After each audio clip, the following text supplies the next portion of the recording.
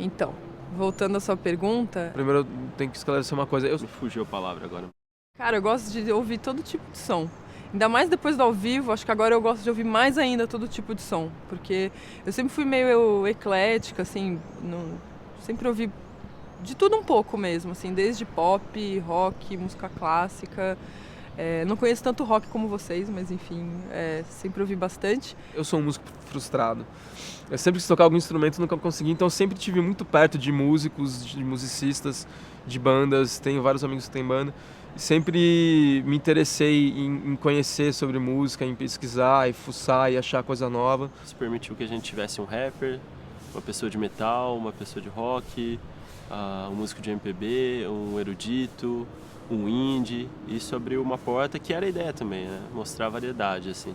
Ao mesmo tempo que tinha bandas de amigos ali, músicos conhecidos, tem o Vinícius Calderoni, que é amigo nosso, o pessoal da Radio Vênus, que eu tinha conhecido numa comunidade social. A outra banda, eu li uma nota no jornal, descobri que tinha um disco de graça, entrei em contato e 2 anos depois eu recebi uma resposta.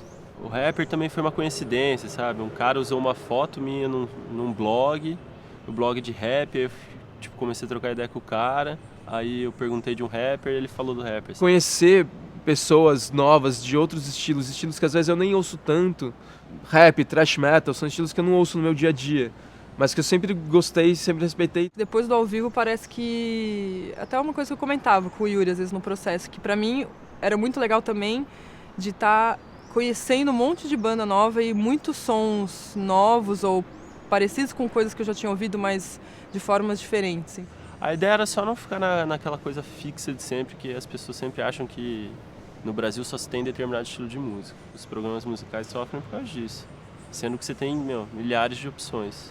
E a gente, em pouco tempo a gente teve músico de São Paulo, músico do Nordeste, um grego radicado no Brasil. Então, isso mostra que o Brasil é muito maior, né? Então, estar com essas pessoas lá e trocar ideia com elas e saber quais são as dificuldades de se ter uma banda ou de ser músico no Brasil foi enriquecedor, assim, porque a gente já sabe que é muito difícil. Mas aí você tá cara a cara com o músico ali e saber o que ele passa e saber também que... Porque pra gente era muito legal ter eles lá. E de repente saber que pra eles era muito legal estar lá. No começo, assim, o que eu mais sentia quando eu tava lá gravando ao vivo no Casarão era, que legal, tava feliz e tal. Só que aí, ao longo, até da primeira diária, mas depois ao longo das outras diárias, assim, aquela sensação de que não é qualquer coisa que tá acontecendo, a gente tá fazendo um projeto e é uma coisa que a gente sempre quis e tá ficando legal e com uma estrutura razoável, assim, de equipamento, de equipe. Então, além da alegria, era essa sensação de que realmente a gente estava fazendo algo grande, porque para mim isso é grande. O músico chegar lá, no começo até meio desconfiado, assim, não sei direito o que é isso, o que vai acontecer, e chegar no final tá maravilhado, assim, sabe, ter achado uma puta experiência. Quando a gente fez ao vivo no estúdio, a gente, sei lá, pra concluir todo ele, acho que levou quase 1 ano, né? Pra terminar, contando toda a pré-produção, depois terminar. E de repente, 3 meses a gente já estava no 4º episódio gravando, assim. No Red Boots eu percebi que a gente realmente estava fazendo uma série, assim. Aconteceu um negócio de ver uma equipe toda funcionando. Acho que foi uma das maiores equipes que a gente teve durante as gravações. Máquina de fumaça, direção de arte, assistente de produção, assistente de câmera. Ali eu falei, nossa, começou como uma ideia, os brother fazendo, né? De repente virou um projeto de verdade. Teve o episódio do Dimos, que é o último episódio, que a gente gravou uma das suítes do bar, que foi um misto de muito nervosismo, mas muita emoção também, por estar gravando ele, que é um músico que eu admiro pra caramba, por ser música clássica, que eu tenho uma relação forte. Mas assim, primeiro foi muito tenso, por causa da questão do som. Pelo fato de ser ao vivo, tem o lado bom da gente pegar o ambiente, mas no caso de uma música clássica foi meio complicado, porque tinha muito som na rua, então várias vezes teve que parar, e o Dimas ficou meio tenso com isso, e aí ficou todo mundo meio tenso também.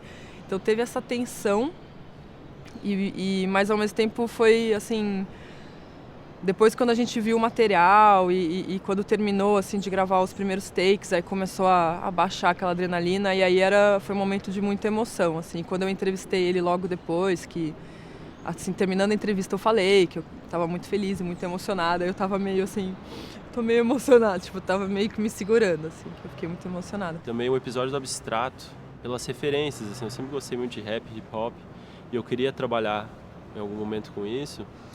E ter conseguido realizar o primeiro vídeo, que era um plano sequência, aquela coisa toda. Tipo, no começo, quando eu pensei, a primeira vez, quando a gente pensou, falou, pô, megalomaníaco, será que vai dar certo? E deu, né?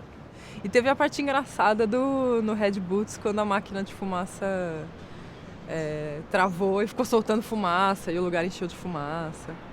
Tem muitas histórias, mas enfim, acho que essas são as duas que eu pontuaria agora. É muito prazeroso estar em volta de músicos e musicistas tão talentosos quanto os que passaram pelo Casarão.